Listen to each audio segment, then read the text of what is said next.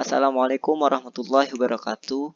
Perkenalkan, kami dari kelompok 4 ingin mempresentasikan tentang Ghazwul Fikri. Saya Zaki Muhammad Omar dengan NIM 1102194120. Yang pertama ada pengertian dan sejarah Ghazwul Fikri. Pengertian Ghazwul Fikri berasal dari kata Ghazwul dan Al-Fikr yang secara harfiah dapat diartikan perang pemikiran. Secara istilah, Ghazwul Fikri adalah penyerangan dengan berbagai cara terhadap pemikiran umat Islam, guna merubah apa yang ada di dalamnya sehingga tidak lagi bisa mengeluarkan darinya hal-hal yang benar karena telah tercampur aduk dengan hal-hal yang tidak islami. Maksudnya ialah upaya-upaya gencar pihak musuh-musuh Allah untuk meracuni pikiran umat Islam agar jauh dari Islamnya, lalu akhirnya membenci Islam, dan pada tingkat akhir Islam diharapkan habis sampai ke akar-akarnya. Nama saya Rizky Ramadhani Rianto Putra, nomor induk mahasiswa saya 1101190244. Di sini saya akan menjelaskan sejarah Ghazwul Fikri. Sejarah Ghazwul Fikri sudah ada setua umur manusia. Makhluk yang pertama kali melakukannya adalah iblis laknatullah ketika berkata kepada Adam alaihissalam, "Sesungguhnya Allah melarang kalian memakan buah ini supaya kalian berdua tidak menjadi malaikat dan tidak dapat hidup abadi." Dalam perkataannya ini, iblis tidak menyatakan bahwa Allah tidak melarang kalian, karena itu akan bertentangan dengan informasi yang telah diterima oleh Nabi Adam alaihissalam. Tapi iblis mengemas dan menyimpangkan makna perintah Allah Subhanahu wa taala sesuai dengan keinginannya, yaitu dengan menambahkan alasan pelarangan Allah yang dibuat sendiri. Iblis tahu bahwa Adam alaihissalam tidak punya pengetahuan tentang sebab tersebut.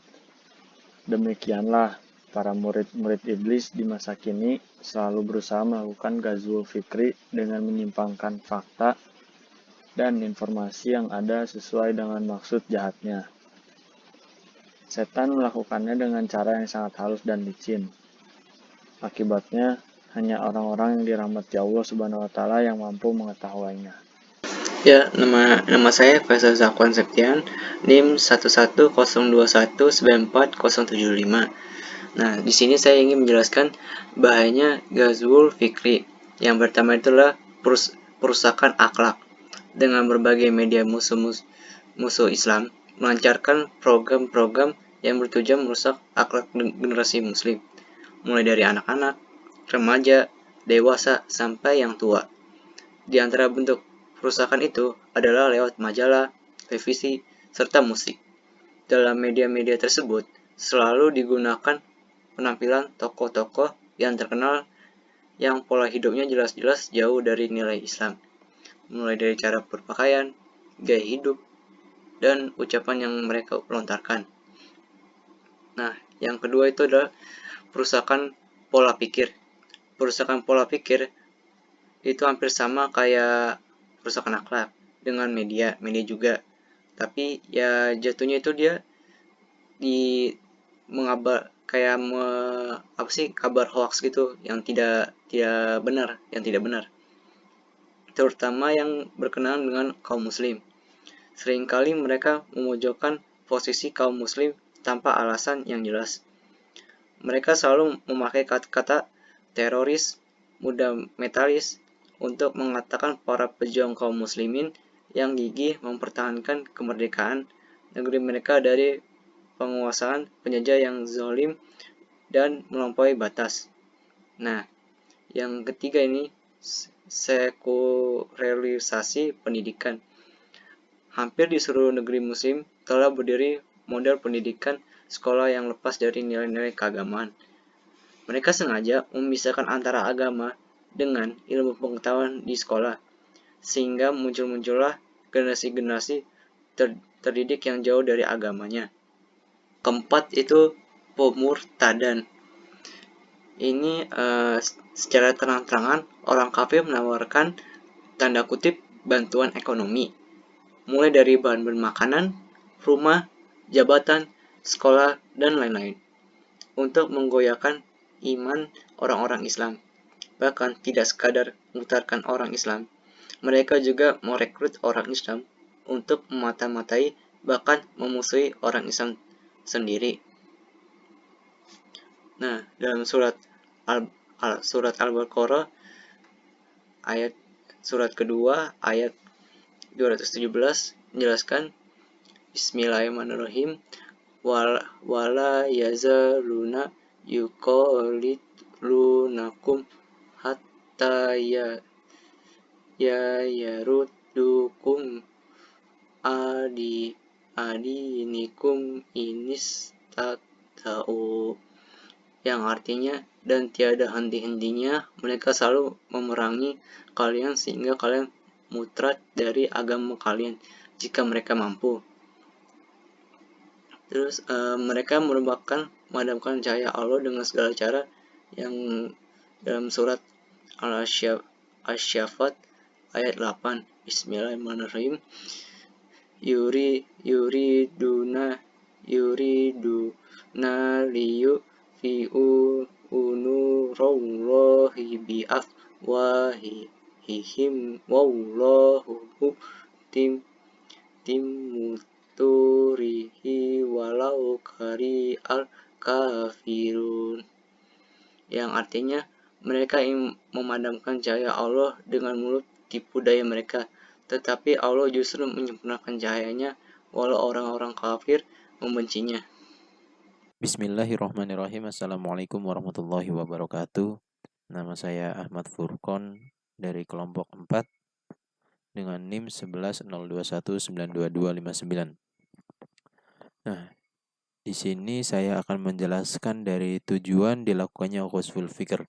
Nah, tujuan dilakukannya ghusful fikr adalah agar kaum muslimin menjadi condong sedikit terhadap gaya, perilaku, dan pola pikir barat.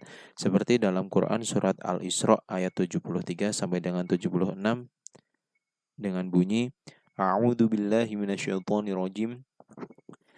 Wa in kadu la yaftinunaka 'anil ladzi awhayna ilaika litaftari 'alaina ghairah wa idzal lattakhuduka khalila walaula an thabbatnaka laqad kitta tarkanu ilaihim syai'an qalila idzal la'adaqnaka dhi'fal hayati wa dhi'fal mamati thumma la tajidu laka 'alaina nasira wa in kadu la yastafizzunaka minal ardi liyukhrijuka minha wa idzal la yalbathuna khilafaka illa qalila. Shadaqallahul azim.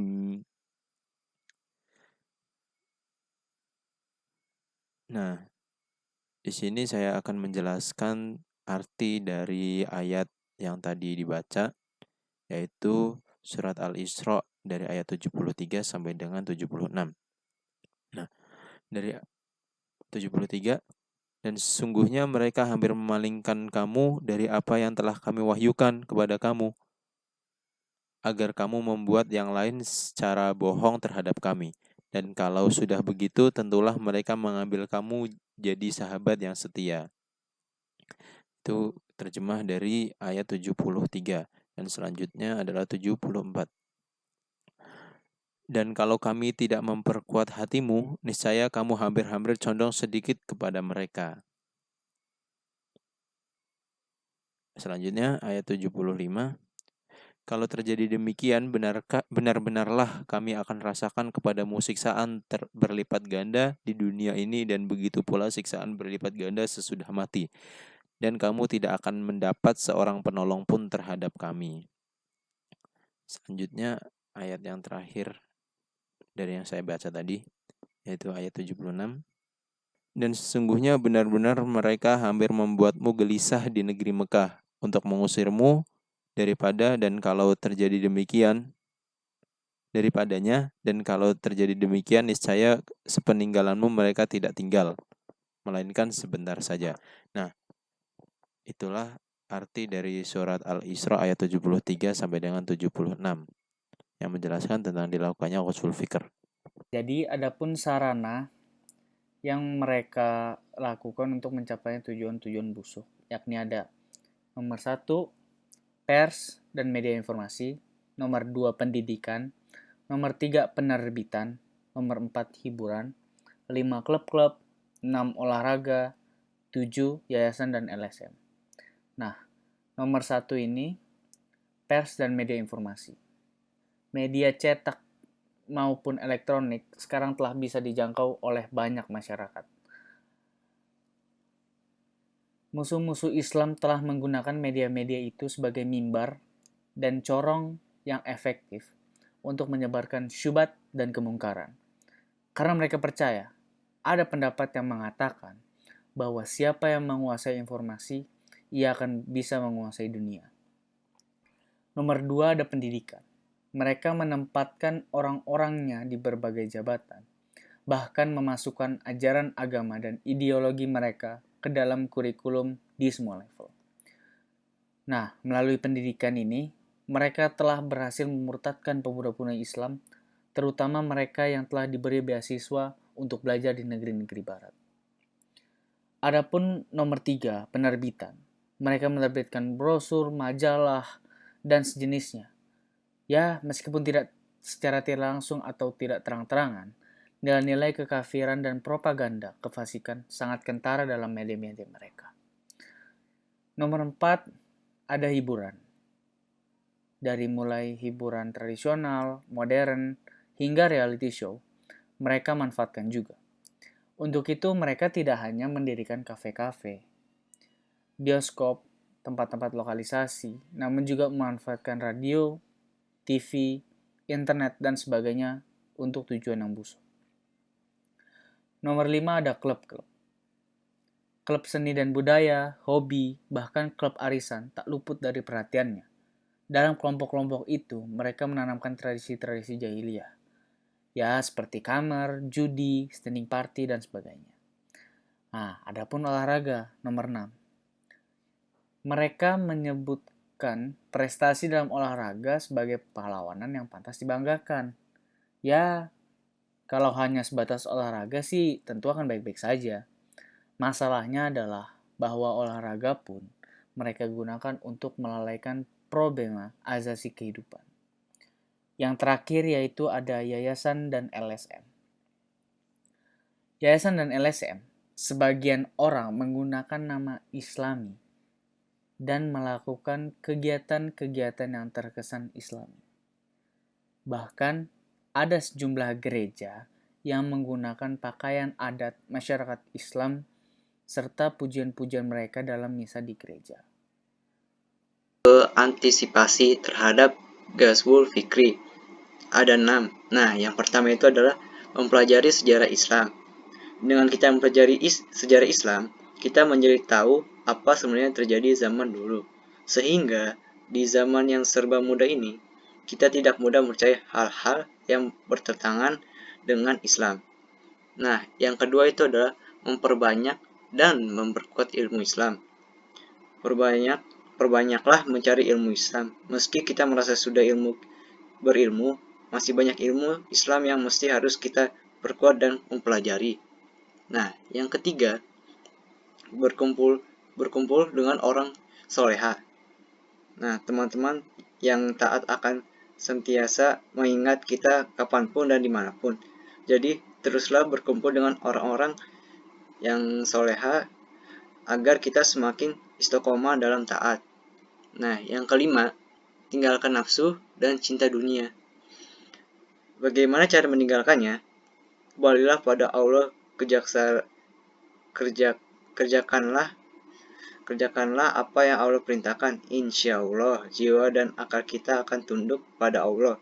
Tidak hanya cinta dunia, akhirat pun kita jadi cinta. Nah, yang keenam, amalkan Al-Quran dan Sunnah. Nah, maksudnya kita amalkan Al-Quran dan Sunnah adalah solusi setiap permasalahan. Jadi, sebarkanlah ayat-ayat Al-Quran dan contohlah Rasulullah, insya Allah kita terjaga. Ya, sekian dari kelompok 4 Mohon maaf ada salah dan kata.